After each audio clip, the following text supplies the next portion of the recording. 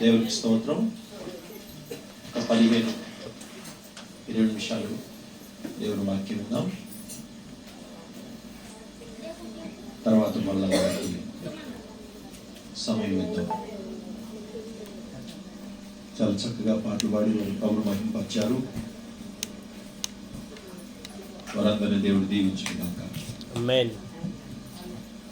ముఖ్యంగా ఈరోజు 10వ వార్షికోత్సవాన్ని జరుపుకుంటున్న కల్వరి మందిరానికి శుభాలు తెలియజేస్తున్నాను. మీ సేవకునికి, మీ సేవకురాలకి, మీ అందరికీ శుభములు కలుగునుగాక. హల్లెలూయా. ఈ సంఘ విశ్వాసులు, మీ సేవకులు ఎంతో ఖర్చు పెట్టాడు. వాళ్ళు దాదాపు 10 మంది వచ్చారు. ఎంతో ఖర్చు పెట్టి మళ్ళీ నన్ను పిలిచాడు. ఎంతో ఖర్చు పెట్టి భారంతో కూడినటువంటి కూడికి. దైవజనుడు మనకి ఏదన్నా చెప్పినప్పుడు దాన్ని పాటించడం మనం నేర్చుకోవాలి. ఆ మాట వింటూ నేర్చుకోవాలి. ఎంత కష్టమైనా, ఎంత ఇబ్బంది అయినా చెప్పాడంటే తూచా తప్పకుండా పాటించాలి. గురువు మాట శిష్యులు అట్లా వినాలి.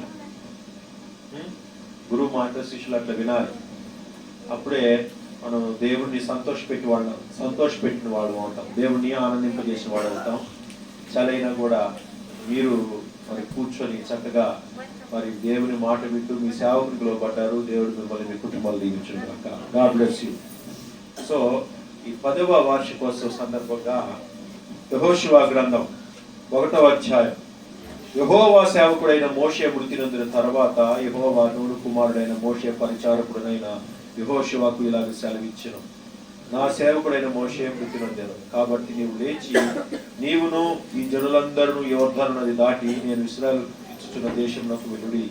నేను మీతో చెప్పినట్లు మీరు అడుగుపెట్టు ప్రతి స్థలము మీకు ఇచ్చుచున్నాను.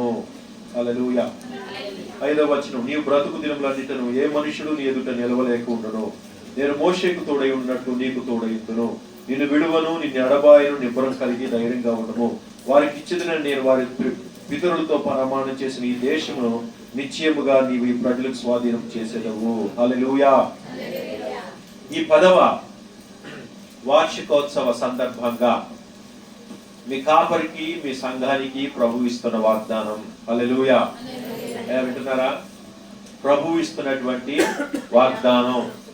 దేవుడు వాగ్దానం చేశాడంటే తప్పకుండా నెరవేరుస్తాడు. దేవుడు నమ్మదగిన దేవుడు. అబద్ధం ఆడటానికి ఆయన నరుడు కాడు. నమ్మదగిన దేవుడు. ఆయన మాట ఇస్తే తప్పకుండా ఆ మాటను ఆయన నెరవేర్చుతాడు. హల్లెలూయా. అబ్రహాముకు వాగ్దానం చేశాడు. నేను చూపించు దేశానికి నువ్వు వెళ్ళు. నీ తండ్రి ఇంటి నుండి, నీ దేశం విడిచి, నీ బంధువులు విడిచి నేను చూపించు దేశానికి నువ్వు వెళ్ళు. నేను నిశ్చయంగా నిన్ను ఆశీర్వదిస్తాను అని చెప్పినప్పుడు దేవుడు మాట అబ్రహాం విన్నాడు. అబ్రహాము లోబడ్డాడు. లోబడి దేవుడు చూపించిన కానాను దేశానికి వచ్చాడండి. ఆ తర్వాత తన సంతానానికి ఇస్తానని వాగ్దానం చేశాడు. అబ్రహాము గడిచిపోయాడు. ఇస్సాకు, యాకోబు అనేక తరాలు గడిచాయి. ఇప్పుడు మోషే, యెహోషువ తరాల్లోకి వచ్చినప్పుడు ఇదిగో ఆ యొక్క కానానుని అబ్రహాము సంతానము స్వాధీనపరుచుకుంటున్నారు. హల్లెలూయా. ఇప్పుడు నెరవేరుతుంది ఆ వాగ్దానం. దేవుడు మాట్లాడుతున్నాడు మోషే తోటి, యెహోషువ తోటి. యెహోషువ, నీవు లేచి నీవును ఈ జనులు యోర్దాను నది దాటి ఇశ్రాయేలు దేశానికి వెళ్ళండి. నేను మోషేతో చెప్పినట్లు మీరు అడుగుపెట్టు ప్రతి స్థలం మీకు ఇచ్చుచున్నాను. అయ్యా, ఈ సంవత్సరం ప్రభు మీకు వాగ్దానం చేస్తున్నాడు. ఈ 10వ వార్షికోత్సవ సందర్భంగా ఏమైనా వాగ్దానం చేస్తున్నాడు? మీరు అడుగు పెట్టు స్థలం మీకు ఇస్తాను. హల్లెలూయా. బేలాలు అడుగు పెట్టారు, బేలాన్ని ఇచ్చాడు. చుట్టుపక్కల గ్రామాల్లో అడుగు పెడుతున్నాడు, అవి ఇస్తాడు. మీరు ఇంకా ఎక్కడ అడుగు పెడితే అక్కడ ప్రభు ఇస్తాడు. హల్లెలూయా. మీరు అడుగు పెట్టు స్థలం మీకు ఇస్తాడు. హల్లెలూయా. ఎందుకు? ఇల్లు కట్టుకోవడానిక? మరి అడుగు పెట్టి స్థలం ఇస్తానంటే దేనికోసం? మీరు అడుగు పెట్టి ఆ స్థలాన్ని, ఆ వ్యక్తిని, ఆ ఇంటిని ప్రభు కొరకు ఇస్తానంటున్నాడు. హల్లెలూయా. వీళ్ళకేమో స్థలాలు అబ్రహాముకు వాగ్దానం చేశాడు కాబట్టి ఆ దేశాన్ని తన ప్రజలైన వాళ్ళు ఉండటానికి ఇస్తానన్నాడు. ఇప్పుడు మీరు మరి బేలాలకు వచ్చారు, బేలాల ప్రాంతాన్ని మీకు ఇస్తున్నాడు. మీరు జైనత్ పోతే జైనత్ పట్టణాన్ని కూడా, గ్రామాన్ని కూడా మరి వాళ్ళంతా ప్రభువు నమ్ముకునేటట్టుగా దేవుడు కార్యం చేస్తాడు. ఆ జనులు మీకు అప్పగిస్తాడు. హల్లెలూయా. ఆ జనులు యేసయ్య రాజ్యంలోకి వచ్చేటట్టు చేస్తాడు. హల్లెలూయా. మీరు అడుగు పెట్టే స్థలం మీకు ఇస్తాడు. అంతేకాదు 5వ వచనములో, నీవు బ్రతుకు దినములన్నిట ఏ మనుషుడు నీ ఎదుట నిలవలేడో. హల్లెలూయా. దైవజనుడా ప్రభు మాట్లాడుతున్నాడు. నీవు బ్రతుకు దినములన్నిట ఏ మనుషుడు నీ ఎదుట, ఏ మనుషుడు, ఏ శక్తి వ్యక్తి నిలవలేడో. హల్లెలూయా. ఏ శక్తి వ్యక్తి నిలవలేడు. నేను మోషేకు తోడై ఉన్నట్లు నీకును తోడై ఉంటా. మోషేకు తోడై ఉన్నా. మోషేకు తోడై ఉన్నాడు దేవుడు. ఫరో అంత గొప్ప వ్యక్తిని వణికించాడు. 10 రకాల గొప్ప తెగులు చేత ఐగుప్తుని సర్వనాశనం చేసి నేలమట్టం చేశాడు. దేవుడు మోషేకు తోడై ఉన్నాడు. నేను మోషేకు తోడై ఉన్నట్లు నీకు నువ్వు తోడై ఉంటానంటున్నాడు. హల్లెలూయా. మీ సంఘానికి తోడై ఉంటానంటున్నాడు ప్రభు. అంతేకాదు, నిన్ను విడువను, నిన్ను ఎడబాయను, నిబ్బరం కలిగి ధైర్యంగా ఉండండి. నీవు బ్రతుకు దినములన్నిట ఏ మనుషుడు నీ ఎదుట నిలవలేడు. ఆదికాండం 12వ అధ్యాయం చూడండి, 2వ వచనం. నిన్ను గొప్పగా జనముగా చేసి నిన్ను ఆశీర్వదిస్తాను, నీ నామమును గొప్ప చేస్తాను, నీవు ఆశీర్వాదంగా నుందువు. నిన్ను ఆశీర్వదించు వారిని ఆశీర్వదించెదను. ఇప్పుడు చూడండి, నిన్ను దూషించు వారిని శపించెదను, భూమి యొక్క సమస్త వంశములను యందు ఆశీర్వదించబడను. చూసారా? నిన్ను ఆశీర్వదించు వారిని ఆశీర్వదిస్తాను, నిన్ను దూషించు వారిని శపించెదను. ఇక్కడ యెహోషువతో ఏమన్నాడు? నీవు బ్రతుకు దినములన్నిట ఏ మనుషుడు నీ ఎదుట నిలవలేడో. అంత పెద్ద ఫరో మోషే ఎదుట నిలవలేడు. మోషే ఎవరు? యెహోషువ ఎవరు? యాకోబు ఎవరు? ఇస్సాకు ఎవరు? వీళ్ళంతా అబ్రహాము సంతానం. హల్లెలూయా. ఇప్పుడు యెహోషువని ఎవరన్నా ఎదిరించినా మోషే ఇక్కడ ఎవరికి వాగ్దానం చేశాడు దేవుడు? అబ్రహాముకు వాగ్దానం చేశాడు. ఫరో ఏం చేశాడు తెలుసా? అబ్రహాం కాలంలో ఉన్నటువంటి ఆ ఐగుప్తు రాజు ఏం చేశాడంటే షారాన్ తీసుకెళ్లి పెళ్లి చేసుకోవాలనుకున్నాడు. దేవుడు మొత్తటానికి ప్రయత్నం చేశాడు. దేవుడు భయం వాళ్ళ మీదకి వచ్చింది. భయపడ్డారు. అమ్మో, మేము ప్రవక్తని భార్యను తీసుకొచ్చుకున్నామని భయపడి గడగడలాడి తన భార్యను తనకు అప్పు చెప్పారు. అబీమెలెకు రాజు కూడా అంతే. ఆ షారాను మరలా తీసుకొచ్చుకొని పెళ్లి చేసుకోవడానికి ప్రయత్నం చేశాడు. దేవుడు గద్దించాడు. దేవుడు గద్దింపి వాడు భయపడి తిరిగి షారాని అప్పగించాడు. హల్లెలూయా. అబ్రహాముకు ఎవరు కూడా వ్యతిరేకంగా నిలబడినా వాళ్ళు వర్ధిల్లలేదు, వాళ్ళు విజయం పొందలేదు. అరే ఈడెవడో పొరుగోడు మన మధ్యలోకి వచ్చి ఉన్నాడు, ఈడేం చేస్తాడు అనుకున్నారు. కానీ అబ్రహాము దేవుడు ఆయన్ని కాపాడుతూ, హెచ్చిస్తూ, దీవిస్తూ వచ్చాడు. అబ్రహాము బ్రతికి దినములన్నిట ఆయన ఎవరు కూడా ఏం చేయలేకపోయారు. ఇస్సాకుని కూడా ఫిలిస్తీయులు ఇబ్బంది పెట్టాలని చూశారు, కానీ దేవుడు ఆయన పక్షాన ఉన్నాడు. యాకోబుని కూడా చాలా మంది ఇబ్బంది పెట్టాలని చూశారు, కానీ సొంత మామే ఇబ్బంది పెట్టాలని చూశాడు. కానీ దేవుడు యాకోబుతో ఉండి జయాన్ని ఇచ్చాడు. ఎందుకంటే అబ్రహాముకు వాగ్దానం చేశాడు దేవుడు, నిన్ను దూషించే వారిని శపిస్తా. ఇక్కడ చూడండి, యెహోషువతో అంటున్నాడు, నీవు బ్రతుకు దినములన్నిట ఏ మనుషుడు నీ ఎదుట నిలవలేడు. దైవజనుడా, హల్లెలూయా. ఏ శక్తి వ్యక్తి నిలవలేదు. శక్తి నుంచి విడుదలిచ్చాడు. హల్లెలూయా. మనం అడుగు పెట్టే స్థలము అది అంత మొండి దయ్యమైనా, ఎలాంటి చీకటి శక్తులైనా, ఎట్లాంటి భ్రష్టాత్ములైనా మన ఎదుట నిలవలేదు. ఎందుకంటే యోధా గోత్రపు సింహం మనతో ఉన్నాడు. హల్లెలూయా, హల్లెలూయా. ఎవరు మనతోటి? యోధా గోత్రపు సింహం మనతో ఉన్నాడు. ఆయన ఎవరో? అబ్రహాము సంతానం. ఆయన ఎవరో? అబ్రహాము సంతానం. అబ్రహామును దూషించే వారిని దేవుడు శపిస్తానన్నాడు. కాబట్టి అది అందరిలో నెరవేర్చుకుంటూ వస్తుంది. ఇక్కడ బేలాలో ఉన్నటువంటి అబ్రహాము సంతానమైనటువంటి మేషాకు జీవితంలో కూడా అది నెరవేరుతుంది. హల్లెలూయా. సంగమా, ఈ 10వ వార్షికోత్సవంలో మీరంతా కూడా మరి రాత్రి కూడి ఉన్నారు. మీరు రానున్నటువంటి అనేక వార్షికోత్సవాలు జరుపుకోవాలని నేను ఆశిస్తున్నాను. ఆ వార్షికోత్సవాల్లో కానీ ఇలా కాదు, అసలు అనేక మంది ఉంటారు. హల్లెలూయా. అనేక మంది ఉండాలని ప్రభు కోరుతున్నాడు. నాకు యాక్చువల్గా సమయం లేదు కానీ ఇంకొక కొద్ది నిమిషాల్లో నేను ముగిస్తాను. హల్లెలూయా. అయితే ఈ 10వ వార్షికోత్సవంలో దేవుని బిడ్డలారా మనము తెలుసుకోవాల్సిన విషయం ఏంటంటే, ఈరోజు కొన్ని కేకల గురించి మీకు చెప్పాలని నేను ఆశపడతా ఉన్నాను. సో ఆ పాటల కన్నా కూడా దేవుని వాక్యం చాలా ప్రాముఖ్యమైంది. అలాని నేను అంత సమయం తీసుకోను, కొద్ది నిమిషాలు మీకు దేవుని వాక్యాన్ని చెప్పడానికి చెప్పి ముగిస్తాను. హల్లెలూయా. ఫిలిప్పీ రాసిన పత్రిక 2వ అధ్యాయం 21వ వచనం చదువుతారా? ఈరోజు మనము ధ్యానించుకునే అంశం ఏంటంటే కేకలు. హల్లెలూయా. చెప్పండి, మనం ధ్యానించే అంశం ఏంటి? కేకలు. ఏంటి? ఇవాళ వచ్చేటప్పుడు చూస్తా ఉన్నా ఇక వాళ్ళు అరుపులు, వాళ్ళ కేకలు. మన దగ్గర బీజేపీ గెలిచింది, జై బీజేపీ, జై పాయల్ శంకర్ అని వాళ్ళ అరుపులు. ఇంకా అటువైపు తెలంగాణ రాష్ట్రం అంతా చూసినా జై కాంగ్రెస్, జై కాంగ్రెస్ అని చెప్పేసి వాళ్ళ కేకలు మనం వింటూ ఉన్నాం. సో తెలంగాణ అంతా కూడా కాంగ్రెస్ వారు సంబరాలు చేసుకుంటా ఉన్నారు, కేకలు వేస్తా ఉన్నారు, రోడ్ల మీదకి వచ్చి అరుస్తా ఉన్నారు ఆ జయధ్వనులు. ఇంకొక పక్క క్రికెట్ మ్యాచ్ నడుస్తుంది, ఇండియా గెలిచింది, దానికి సంబంధించిన యూత్ అంతా కూడా కేకలు ఇండియా గెలిచిందని. ఈ రోజున మీ చర్చిలో 10వ వార్షికోత్సవం జరుగుతుంది, మీ కేకలు. హల్లెలూయా.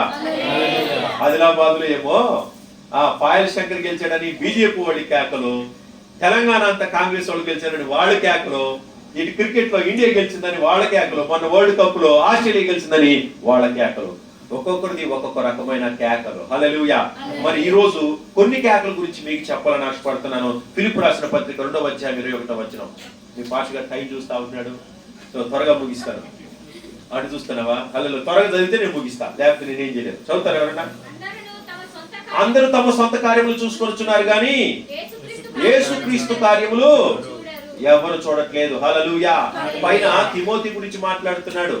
తిమోతి ఫిలిప్పీ సంఘం పట్ల ఎంతో ఆయన భారం కలిగి ఉన్నాడు. ఆ పై వచ్చిన చదవమ్మా. మీ క్షేమం విషయమై నిజముగా చింతించువాడు అతని వంటి వాడు ఎవడు లేడు. ఈ ఫిలిప్పీ సంఘం గురించి తిమోతి చింతిస్తున్నాడు. అతని వంటి వాడు ఎవడు లేడు నా దగ్గర. మీరందరూ కూడా సొంత కార్యాలు చూసుకుంటారు కానీ యేసుక్రీస్తు కార్యాలు ఎవరు చూడట్లేదు. యేసుక్రీస్తు కార్యాలు అంటే ఏంటి?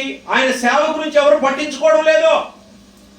ఇదిగో ఈ లోకమంతా నశించి నరకానికి పోతుండగా, వ్యాధులతో, రోగములతో, శాపములతో, పాపముతో నశించి నరకానికి పోతుండగా, దేవుడు మరి ఈ ప్రజల కేకలు విని, వీరి ఆర్తధ్వనాలు విని, వీరి వేదన, వీరి బాధ విని ఆయన ఒక్క కాని కుమారుని ఈ లోకానికి పంపించారు. హల్లెలూయా. ప్రజల కేకలు విని, నరకంలో ఉన్న వారి కేకలు విని రక్షించడానికి దేవాది దేవుడైన మన యెహోవా దేవుడు ప్రభు అయిన యేసుక్రీస్తుని లోకానికి పంపించాడు. ఆయన వచ్చి సేవ చేస్తాడు. మన కొరకు యేసయ్య చింతించాడు. అలాగే పౌలు 12 మంది శిష్యులు కూడా వారు చింతించి ప్రజల కొరకు రక్తం కార్చి ప్రాణం పెట్టి చనిపోయారు. ఇప్పుడు నెక్స్ట్ తరము తిమోతి కూడా ఫిలిప్పీ సంఘం గురించి చింతిస్తున్నాడు. సేవ గురించిన కేక. తిమోతికి ఏ కేక ఉన్నది? పౌలుకి ఏ కేక ఉంది? అపోస్తులకి ఏ కేక ఉన్నది? పౌలుకి ఏ కేక ఉన్నది? సేవ కొరకని కేకని, సేవకి వెళ్ళాలి, సేవ చేయాలి, నశించిన ఆత్మలు సంపాదించాలి. మరి మీకు ఏ కేక ఉన్నది? మొదటి విషయం పరలోకపు కేక. హల్లెలూయా. మొదటి విషయం ఏంటి? ఏ కేక? పరలోకపు కేక. చూస్తారా? యెషయా గ్రంథం 6వ అధ్యాయం 8వ వచనం. త్వరగా చదవాలా. మొదటి వచనం యెషయా గ్రంథం 6వ అధ్యాయం 8వ వచనం. ఫస్ట్ పాయింట్ ఏం కేక? పరలోకపు. చెప్పండి, ఏ కేక? ఏ కేక? ఎక్కడ చదవండి, చదువు ఫాస్ట్ గా. అప్పుడు యెహోవా ఏమంటాడు? నేను ఎవరిని పంపెదను, మా నిమిత్తము ఎవరు పోదురు? ప్రభు సెలవీయగా వింటిని. చాలు చాలు. ఇక్కడ దేవుడు ఏం మాట్లాడుతున్నాడు? ఏమంటున్నాడు? ఇక్కడ ఏం మాట్లాడుతున్నాడు? అక్కడ నా నిమిత్తము ఎవరు పోదురు అంతేనా? ఇంకొక మాట, నేనెవరిని పంపేదను. పరలోకం నుంచి దేవుడు అన్నాడు, నా నిమిత్తము ఈ ప్రజల దగ్గరికి ఎవరు పోదురు? నేను ఈ ప్రజలకు ఒక సందేశం చెప్పాలనుకున్నాను.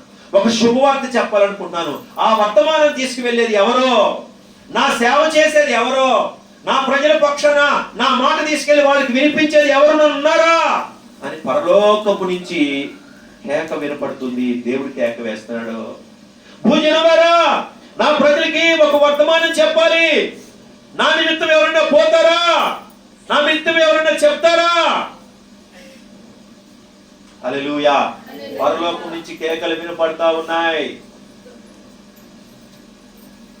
పంట విస్తారంగా ఉన్నది, కోసేవారు తక్కువ మంది ఉన్నారు. అపోస్తుల కార్యం 18 అధ్యాయము 9-10 వచనాలు చూస్తే దేవుడు దర్శనం ద్వారా, టైం లేదు కానీ చదవటానికి, దేవుడు దర్శనం ద్వారా పౌలుతో మాట్లాడుతున్నాడు. పౌలా, ఈ కొరింథీ పట్టణంలో నా జనం ఉన్నది, నీకు ఏ హాని జరగదు, ఏ అపాయం రాదు, నువ్వు ఇక్కడుండి నువ్వు సేవ చేయి అన్నప్పుడు 1.5 సంవత్సరం పౌలు అక్కడుండి సేవ చేసి సంఘాన్ని కట్టాడు. హల్లెలూయా. పౌలా, ఈ కొరింథీ పట్టణంలో నాకు సంఘం ఉన్నది, నువ్వు ఉండు, ఇక్కడ సేవ చేయి. పరలోకం నుంచి పౌలుతో మాట్లాడుతున్నాడు, ఉండు, ఇక్కడ నా ప్రజలు ఉన్నారు. ఇదిగో ఈ బేలా పట్టణంలో ఈ రాత్రి చాలా మంది వెళ్ళిపోయారు. నాకు అదే బాధ అనిపించింది, పురుషులు వెళ్ళిపోయారు. ఈ పరలోకపు కేక వినకుండా వెళ్ళిపోయినారు. ఈ 10వ వార్షికోత్సవంలో అందరు సంబరాలు చేసుకున్నారు. మీ సేవకులు ఎంతో ఖర్చు పెట్టి భారం కలిగి ఎక్కడెక్కడి నుంచో సేవకులు పిలిస్తే మీరు ఉండకపోవడం ఎంత బాధ. దైవజనుడు వచ్చాడంటే దేవుడు తన వర్తమానం తీసుకొస్తాడు. మరి ఆ వర్తమానం వినడానికి ఇక్కడ లేరు జనాలు, ఎంత బాధాకరం. ఏ వర్తమానం వచ్చింది మీ కొరకు? పరలోకపు కేక. యెహోవా దేవుడు యేసు ప్రభువు వారు అంటున్నాడు, నా నిమిత్తం ఎవరన్నా పోతారా? ఈ ఆదిలాబాద్ జిల్లాలో ఎంతో సేవ ఉంది, మహారాష్ట్రలో ఎంతో సేవ ఉంది. మరి ఆ కేక వినేటోడు ఎవడున్నాడు? విని లోబడేటోళ్ళు ఎవరున్నారో? అప్పగించుకునే వాళ్ళు ఎవరున్నారో? యెషయా అన్నాడు, నేనున్నాను ప్రభువా, నన్ను పంపించుము. పౌలు, నేనున్నాను ప్రభువా. పేతురు, నేనున్నాను ప్రభువా. తిమోతి, నేనున్నాను ప్రభువా, నన్ను పంపించు అంటాడు. మరి నువ్వు పోతావా? రెండో కేక భూలోకపు కేక. ఒకటేం పరలోకపు కేక, రెండోది భూలోకపు కేక. అపోస్తుల కార్యం 16వ అధ్యాయము 30వ వచనం, త్వరగా 16:30. అపోస్తుల కార్యం 16 అంతే అంతే. వారిని వెలుపలికి తీసుకొని వచ్చి, అయ్యలారా, రక్షణ పొందుటకు నేనేం చేయాలి? ఇక్కడ జైలు అధికారి అంటున్నాడు. పౌలు శీలలు వాళ్ళు చెరసాల పెట్టారు. వాడు పాటలు పాడుతూ వారు ప్రార్థన చేస్తుండగా భూకంపం వచ్చి చెరసాల బద్దలైపోయింది. వాళ్ళ చేతుకున్న కాళ్ళకున్న సంఖ్యలు తెగిపోయినాయి.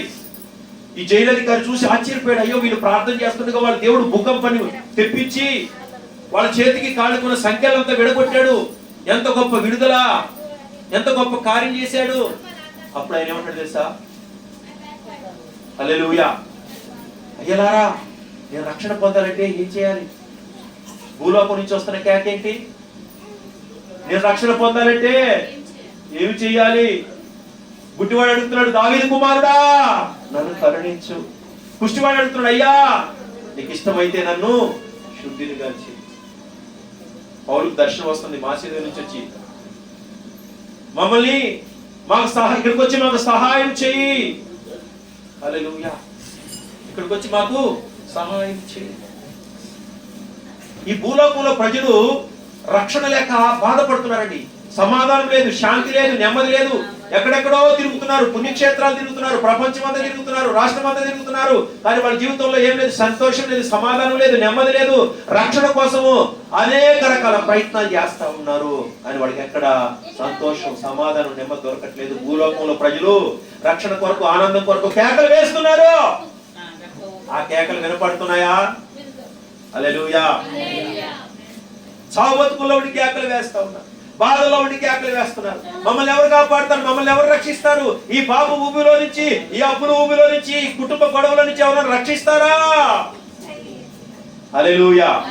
మనకి తీరిక లేదు ఆ కేకలు విని వాళ్ళకి సహాయం చేయడానికి. ప్రభు అయిన యేసుని వాళ్ళకి పరిచయం చేయడానికి మనకి ఆ పరలోక కేక విని, ఈ భూలోకపు కష్టాల్లో బాధల్లో ఉన్నటువంటి ఈ కేకలు విని వారికి సహాయం చేయడానికి మనకి సమయం లేదు. హల్లెలూయా. దేవుని బిడ్డలారా, ప్రజలకు రక్షణ అవసరం ఉన్నది. వాళ్ళ హృదయాలు కేకలు వేస్తున్నాయి, చచ్చిపోతా ఉన్నారు, వేదనతో ఉన్నారు, బాధతో ఉన్నారు, కష్టాలతో ఉన్నారు. వారి కేకలు వినండి. వారికి యేసు అవసరమై ఉన్నాడు. దేవుడు వచ్చి లోకంలో, యేసయ్య వచ్చి లోకంలో వాళ్ళ కొరకు ప్రాణం పెట్టి చనిపోయి తిరిగి లేచి రక్షణ సిద్ధంగా ఉంది. ఆ సిద్ధంగా ఉన్న రక్షణ తీసుకెళ్లి ప్రజలకు మనము అప్పచెప్పాలి. ఆ భూలోకపు బాధల్లో కష్టాలు ఉన్న కేకలు మీకు వినపడుతున్నాయా? వేదనతో రోదనతో ఉన్న కష్టాలు వినపడుతున్నాయా? వీరు ఎలా ఉండగలుగుతున్నావు మౌనంగా? హల్లెలూయా.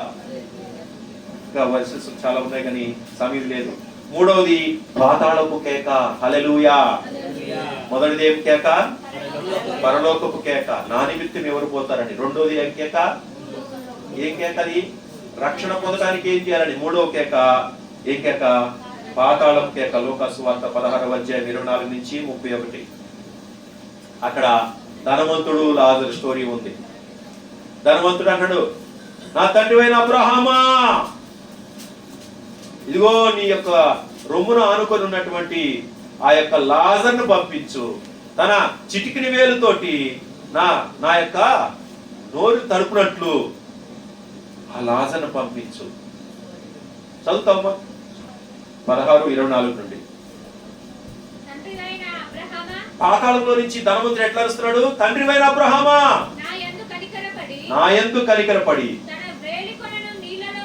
తన వేలి కొనను నీళ్ళల్లో ముంచి నా నాలుకను చల్లార్చుటకు లాజరు పంపని కేకలు వేస్తున్నాడు. చాలమ్మా, అయిపోయింది కదా. వేలి కొనను నీటిలో ముంచి నా నాలుకను చల్లార్చునట్లు ఆ యొక్క లాజరు పంపించు. ఎక్కడున్నాడు? నరకంలో ఉన్నాడు, అగ్నితో కాలుతున్నాడు, వేదన చెందుతున్నాడు, బాధలో ఉన్నాడు, దాహము. కానీ దాహము తీర్చడానికి ఎవరు లేరు. అబ్రహాం అడుగుతుంటే అబ్రహాం అంటాడు, నాయన మేము ఇక్కడి నుంచి అక్కడికి రాలేము, అక్కడి నుంచి మీరు ఇక్కడికి రాలేరు, నీకు మాకు మధ్య అగాధం ఉన్నది. నువ్వు భూలోకంలో ఉన్నప్పుడు ఎంతో సుఖపడ్డావు, కానీ లాజరు ఎంతో కష్టపడ్డాడు, కానీ జీవము కలిగిన దేవుడిని సేవించాడు కనుక ఆయన ఇప్పుడు విశ్రాంతి పొందుతున్నాడు. నువ్వు నరకంలో వేదన అనుభవిస్తున్నావు, మేమేం చేయలేం. అయ్యో నా సహోదరులు భూమి మీద ఉన్నారు, వాళ్ళు ఎవరన్నా మరి వాళ్ళకి వెళ్ళి ఆ లాజరు పొమ్మని వాళ్ళకి చెప్పంటే అక్కడ మోషే ప్రవక్తలు ఉన్నారు, వాళ్ళ మాట వింటే వాళ్ళు రక్షణ పొంది మా దగ్గరికి వస్తారు, లేకపోతే వాళ్ళు కూడా నీలాగా నశిస్తారు. అయ్యో అబ్రహామా, నా తండ్రి, మరి ఆ లాజరు పంపించి వాళ్ళకి చెప్పించంటే అట్లా పంపడానికి లేదు. హల్లెలూయా. ఇక ఒక్కసారి నరకానికి పోయిన తర్వాత ఇక రక్షణ పొందలేం, మారు మనసు పొందలేం. పాతాళంలో అలాంటి వేదనతో అగ్నితో కాలుతున్నటువంటి కేకలు, అనేకమైనటువంటి కేకలు ఉన్నాయి. ఆ కేకలు ఎందుకు వస్తున్నాయి తెలుసా? నీవు నేను సువార్త ప్రకటించకపోవటం వలన, ఆ పరలోకపు కేకలను నిర్లక్ష్యం చేయటం వలన మన ఇంటి పక్కన వారు, మన ఇంట్లో వారు అనేక మంది చనిపోయి నరకంలోకి వెళ్ళి దాహమని మండుతూ కాలుతూ వేదన చెందుతున్నారు. పాతాళపు కేకలు. హల్లెలూయా. ఏ కేకలు? పాతాళపు కేకలు. నీవు నేను నిర్లక్ష్యం చేయటం వలన ఆ కేకలు వినపడుతున్నాయి. నీవు నేను దేవునికి అవిధేయత చూపించడం వలన ఆ కేకలు వినపడుతున్నాయి. దానికి కారణం నీవు నేను, మన సోమరితనం, మన నిర్లక్ష్యం, మన అవిధేయత, దేవుని యందు భయభక్తులు కలిగి ఉండకపోవడం. ఇదిగో సంఘమంతా ఇక్కడ కూర్చుంటే ఇళ్ళ దగ్గర గుడకలు పెట్టి నిద్రపోతా ఉన్నారు. హల్లెలూయా. ఇదిగో చిన్న పాలు తాగే చనికాపు ఏమో కూర్చుంది, కానీ పురుషులు లేరు. మీ పురుషులు నేను వచ్చినప్పుడు ఉన్నారు. నిర్లక్ష్యం అలా చేయటం వల్లనే ఇదిగో పాతాళంలో కేకలు వినపడతా ఉన్నాయి. మరి దేవుని దగ్గరికి పోయినప్పుడు అదిగో నీ ఇంట్లో వాళ్ళు, నువ్వు ఇంట్లో ఉన్న వాళ్ళకే నువ్వు సువార్త చెప్పలేదు, వాళ్ళు నరకంలో వేదన చెందుతున్నారంటే నువ్వు ఏ సమాధానం చెప్తావు నీ దేవునికి? నీ బంధువుల ఇంటికి పోయినప్పుడు మన దగ్గర పెద్ద డబ్బులు ఉండవు కదా, మనం మధ్య తరగతి పేదలు యాపిల్స్ కొనుక్కెళ్తానికి కనీసం ఒక డజన్ అరటిపళ్ళని కొనుక్కెళ్తామా లేదా? 50 రూపాయలు 60 రూపాయలు ఉంటాయేమో. డజన్ అంటే ఎన్ని ఉంటాయి? 12. నీ చుట్టాలకి పోయినప్పుడు డజన్ అరటిపళ్ళని తీసుకెళ్తావు. కనీసం పరలోకానికి పోయినప్పుడు ఒక డజన్ ఆత్మలన్నా దేవుని దగ్గరికి తీసుకెళ్ళవా? హల్లెలూయా.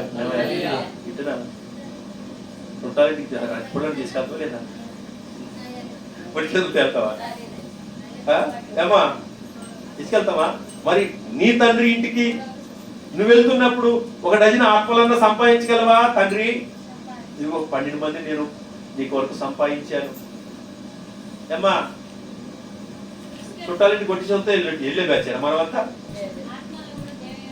మరి పరలోకానికి వెళ్ళేటప్పుడు కనీసం ఒక 12 మందినన్నా తీసుకెళ్ళొద్దా? మరి నిర్లక్ష్యంగా ఉండదు. నువ్వు సువార్త ప్రకటించకపోవడం వల్ల ఎవరో చనిపోయి నరకంలోని కేకలు వేదలు పెడుతుంటే దేవుడికి సంతోషం అనిపిస్తుందా? నీకు సంతోషం అనిపిస్తుందా? ఇప్పుడు చూడు, నా ధనవంతుడు నరకంలో నుంచి వేదలు చెందుతూ అరుస్తున్నాడు. పాతాళపు కేకలు అవి మనం వినకూడదు. నువ్వు సువార్త చెప్పకపోవటం వలన ఎవరు నరకానికి పోకూడదు. కాబట్టి మనం పరలోకపు ఆ కేకకు లోబడాలి. హల్లెలూయా. దేవుడి వాక్యం దీవించిన గాక. కళ్ళు మూసుకొని చిన్న ప్రార్థన చేసుకుందాం. దేవుడి రోజు మాట్లాడాడు. సేవ కొరకైన కేకలు, పరలోకపు కేక. నా నిమిత్తం ఎవరు పోతారు? నా నిమిత్తం ఎవరు పోతారు? నేను ఇచ్చే సందేశాన్ని ప్రజలకు చెప్పడానికి నా నిమిత్తం ఎవరు పోతారు అని దేవుడు కేకలు వేస్తుంటే యెషయా అన్నాడు, నేనున్నాను ప్రభువా, నన్ను పంపుము, నేను పోతాను అన్నాడు. మరి యెషయా అన్నట్లు నువ్వు అనగలుగుతున్నావా? యెషయా పోతున్నట్లు నువ్వు పోగలవా? యెషయా అప్పగించుకున్నట్లు నువ్వు అప్పగించుకోగలవా? మీ సేవకుడు, మీ సేవకురాలు అదిగో ఆ పరలోకపు కేకకు లోబడి వాళ్ళు వేల మండలము, మహారాష్ట్ర, రాష్ట్రం దాటి వేరే రాష్ట్రానికి వెళ్తున్నారు పరలోకపు కేకకు లోబడి. మరి నీవు వాళ్ళతో వెళ్తగలుగుతున్నావా? నీ పక్కింటి వాళ్ళకి చెప్పగలుగుతున్నావా? ఆ భూలోకపు కేకలు, రక్షణ కొరకు కేకలు వినపడుతున్నాయా? లోకంలో ఉండి జీవము లేని వాటిని మొక్కుతూ జీవము లేని వాటిని సేవిస్తున్నారే, అయినా వాళ్ళకి రక్షణ, శాంతి, సమాధానం కలగట్లేదు. వారి కేకలు నీకు వినపడుతున్నాయా? పాతాళంలో కేకలు వినపడుతున్నాయా? నీవు నేను నిర్లక్ష్యం చేయటం వలన అనేక మంది పాతాళానికి వెళ్తున్నారు. దేవుని బిడ్డలారా, ఈ రాత్రి పరలోకపు కేకకు నువ్వు లోబడి అప్పగించుకున్నాయని నేను నీ సేవ చేస్తాను. చిన్న ప్రార్థన చేయండి. అయ్యా, నీ పరలోకపు కేకకు నేను లోబడతాను. ఇదిగో నీ సేవకుడికి పిలిపించావు. ఈ 10వ వార్షికోత్సవంలో మాతో మాట్లాడుతున్నా. నీ పరలోకపు కేకకి ఇదిగో ఈ రాత్రి నేను లోబడుతున్నా, నేను అప్పగించుకుంటున్నా. నేను నీ సేవ చేస్తాను. నీ వర్తమానాన్ని ప్రజలకు ప్రకటిస్తాను. నీ సువార్తను ప్రజలకు ప్రకటిస్తాను. నీ సందేశాన్ని తీసుకెళ్లి ప్రజలకు చెప్తానయ్యా. నన్ను వాడుకో. నన్ను నీ యొక్క సేవకులుగా అభిషేకించి వాడుకో. నీ బోరగా, నీ పాత్రగా వాడుకో. నన్ను వాడుకో నీ సేవలో. ఎవరు పాతాళంలో దాహమని ఏడవడానికి వీల్లేదయ్యా. ప్రభా, నేను నా బేల ప్రజల్ని, నా మండల ప్రజల్ని నేను పరలోకం తీసుకొస్తా. కనీసం 12 మందిని నీ కొరకు సంపాదిస్తా. నన్ను వాడుకో ప్రభు. విత్తబడ్డ వాక్యం ఫలించినట్టు పరిశుద్ధాత్మల వికారి జరిగించమని యేసు నామములో ప్రార్థించడి పొందుకున్నాము తండ్రి. ఆమేన్. Thank you. God bless you pastor గారు. Once again congratulations. దేవుడు మిమ్మల్ని, మీ కుటుంబాన్ని, మీ సేవను ఆశీర్వదించుగాక. నేను ఆల్రెడీ మన క్యాలెండర్ వాగ్దానాల కొరకు నేను మొన్న ప్రార్థన చేస్తా ఉన్నా. దేవా, ఈ 2024 సంవత్సరంలో సంఘ వాగ్దానం ఏమి ఇవ్వబోతా ఉన్నావు, నాతో మాట్లాడవాడి ఆడి అని చెప్పేసి నేను ప్రార్థన చేస్తా ఉంటే దేవుడు ఈరోజు సేవకులు ఏదైతే మాట్లాడారో అదే వాగ్దానం ఇచ్చాడు. అది ఆల్రెడీ అక్కడ రికార్డు ఉంది ఫోన్ కనుక నేను చూపించలేను. రికార్డింగ్ ఆగిన తర్వాత నేను ఆల్రెడీ చూపిస్తా వాగ్దానం. అదే నేను మోషేకు తోడై ఉండినట్టుగా నేనును నీకు తోడై ఉండి నడిపిస్తాను అని దేవుడు వాగ్దానం చేశాడు. నిజంగా దేవుడు మాట్లాడే దేవుడు అని అనడానికి ఇంతకు మించిన నిదర్శనం ఇంకేదైనా ఉంటుందా? కేకల గురించి మాట్లాడుకున్నాం కదా. పిలుపు, నేనేమంటా అంటే కేక కన్నా ముందు పిలుపు. ఏమంటున్నాడు? మొట్టమొదటిది ఎక్కడి నుంచి? పరలోకము కేక, పిలుపు. రెండవది భూలోకం. మూడవది పాతాళం. మనకు చూసినట్లయితే సమూయేలుతో దేవుడు మాట్లాడుతా ఉన్నాడు. సమూయేలుని పిలుస్తా ఉన్నాడు. ఆయన వెంటనే రియాక్ట్ అయ్యాడు. అంటే ఆయనకి ఏమున్నది అంటే అక్కడ ఆశ ఉంది. ఆయన మాటకు లోబడే తత్వం ఉంది.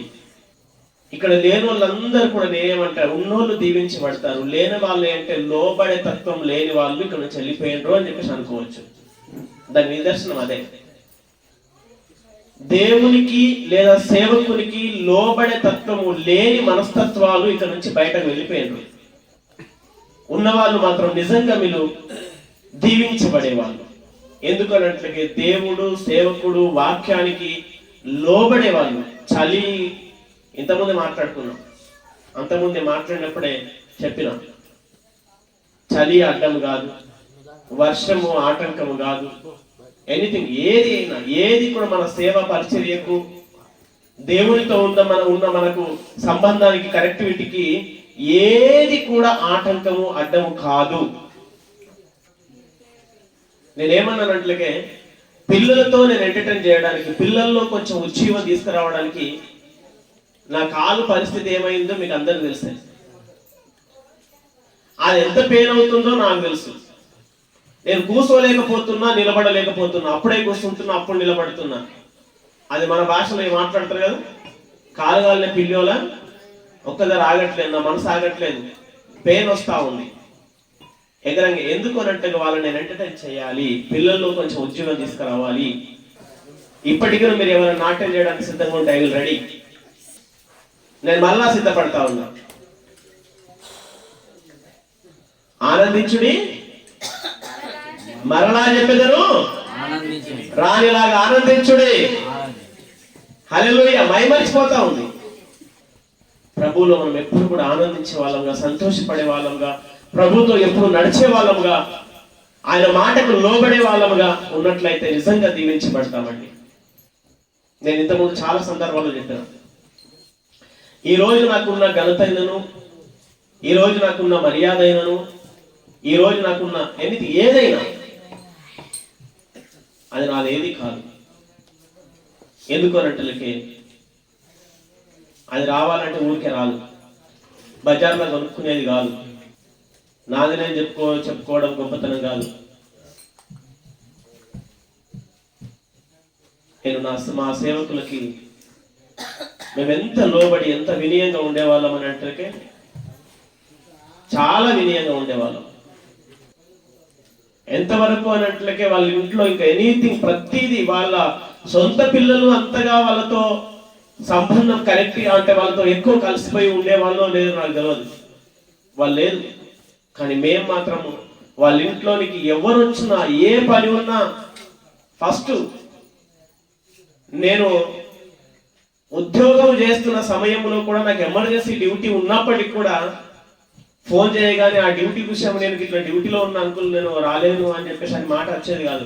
ఓకే అంకుల్ కొంచెం లేట్ అవుతుంది, నేను వస్తున్నా చూడండి, కొంచెం నేను దూరంలో ఉన్నాను కనుక నేను రావడానికి కొంచెం లేట్ అవుతుంది అంకుల్, వస్తున్నాను అని చెప్పేటాను.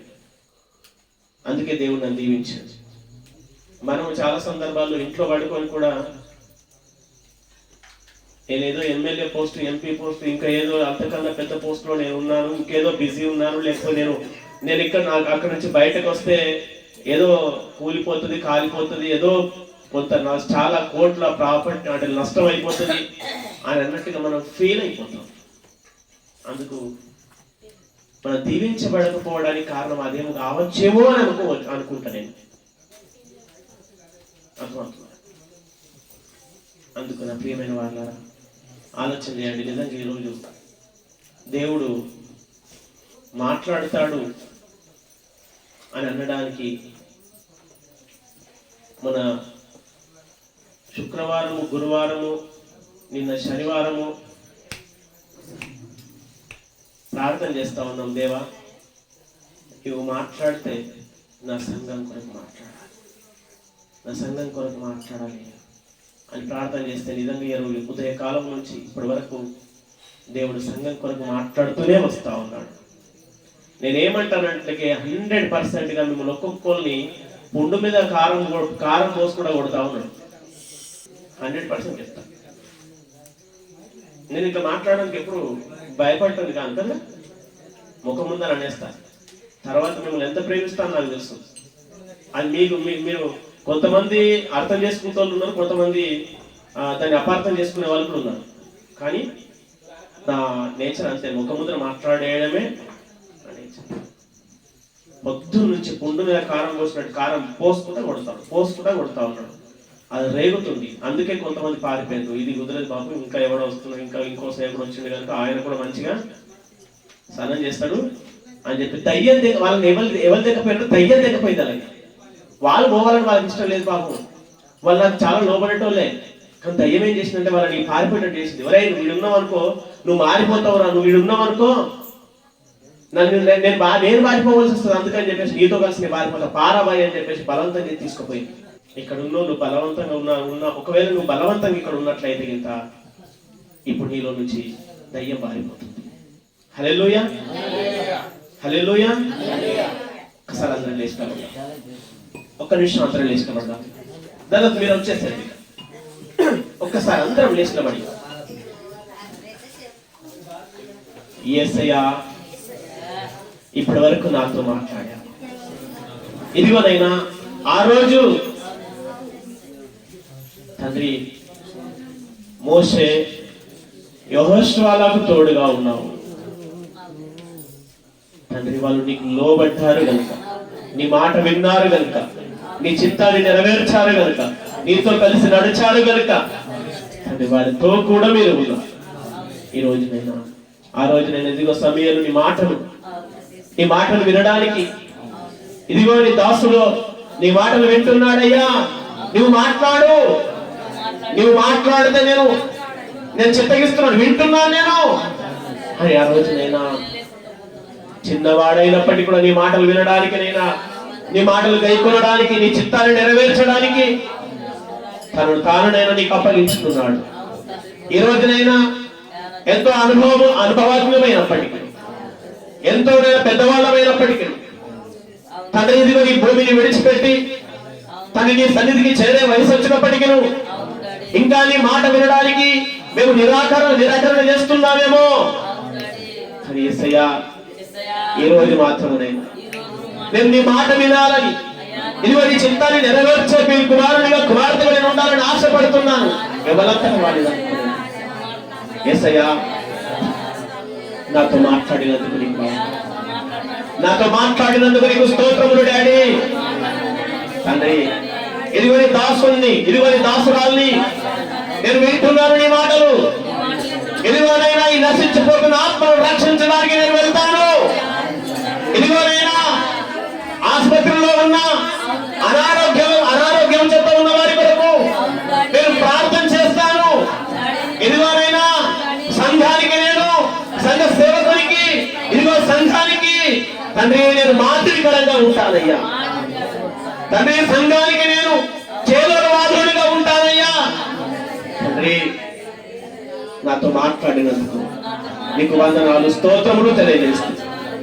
తండ్రి ఇదిగోనైనా నేను నీ దయగలిగిన హస్తానికి అప్పగించుకుంటున్నాను. నీ చేతితో నన్ను పట్టుకోనైనా నీతో నన్ను నడిపించవా. నీ చిత్తము నా పట్ల ఏదైతుందో అది మాత్రమే నెరవేరాలి యేసయ్యా. ఇదిగో నాలోనైనా నీకు వ్యతిరేకంగా ఉన్న ప్రతిక్రియలు యేసుక్రీస్తు నామములో నశించుకోవును గాక.